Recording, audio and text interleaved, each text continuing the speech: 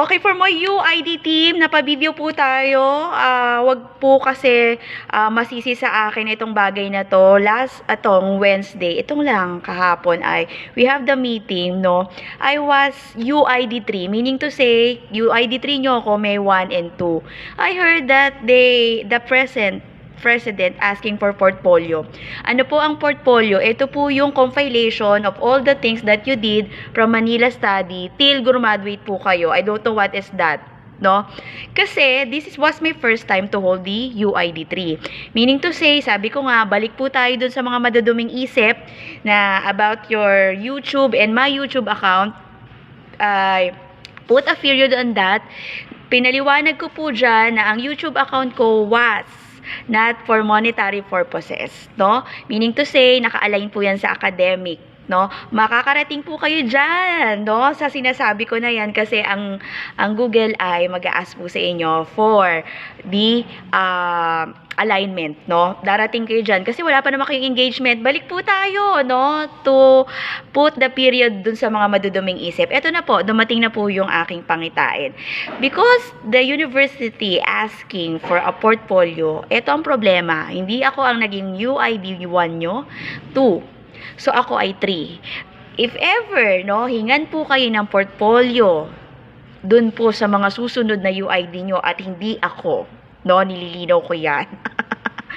Ay, madali po nyo ma-access yung pong magiging portfolio nyo. That was the proof kayo po ay may ginawa sa UID 3. To? So, ano po ibig ko sabihin? Secure your YouTube account, no? Make the screenshot, no, ng mga ginawa nyo sa akin and ang ating GC. To?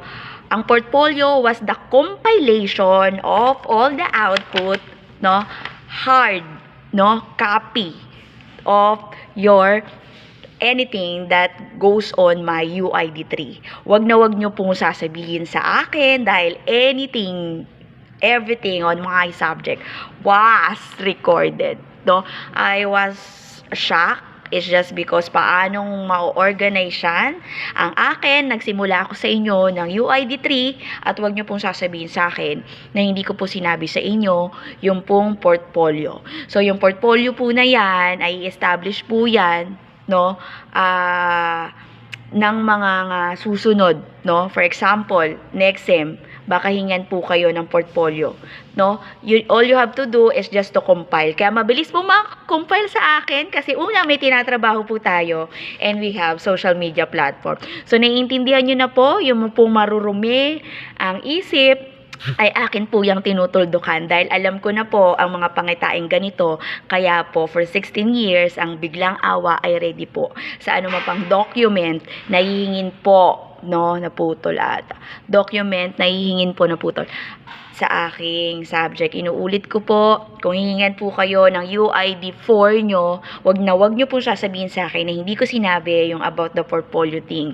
That was the compilation, hard copy, all the things that you do on the UID 3, quality and excellence. So, all those materials that I did, pinanday po yan ng panahon. Hindi po yan, gumising lang ako, kinabukasan ay may materials na kayo. Mahirap po. No? Mahirap bumuo ng UID 3 at i-present po sa inyo yung mga taong naging institutional sa nasabing institution which is UDM. So, habang putok po ang aking blush on, fresh na fresh. Sinabi ko na yan, no? Ang UID 3 ay concentrating on the values, no? I hope you have this solid, no, values that coming from my subject. So, akin, ang sabi ko nga sa inyo, I'm very taklesa on that. Yung mga batang madudumi ang isip, no, ay malalaman nyo yan pagdating po na kapag nagkaroon kayo ng engagement. Unti-unti na po, no, sinasabi ko, pinapaalala ko, napaka-busy, lalo na yung aking hawak na under ng health and sciences, no? And even lahat ng second year ko, tatlo kayong hawak ko, ay talagang napaka-busy. Ang akin, marunong po kayo mag-handle. It's not my obligation. I'm done, no? Advance kong ginagawa yan para po patapos po tayo ng base sa time frame na hiningi ng institusyon. Inuulit ko, sinabi ko po sa inyo, video recorded po, inihingan po kayo ng compilation. So, sa madaling salita, pag hiningan po kayo ng UID4 nyo, no, ng inyong portfolio sa UID3, kasi no, compilation daw yan hanggang 7, ay ready po kayo. So, you have your own platform, which is yung ating GC at yung inyong YouTube account. Mas mabilis po na mag-screenshot ng mga things to do kapag meron po tayong social media platform, not only the Gmeet. Yun lamang po,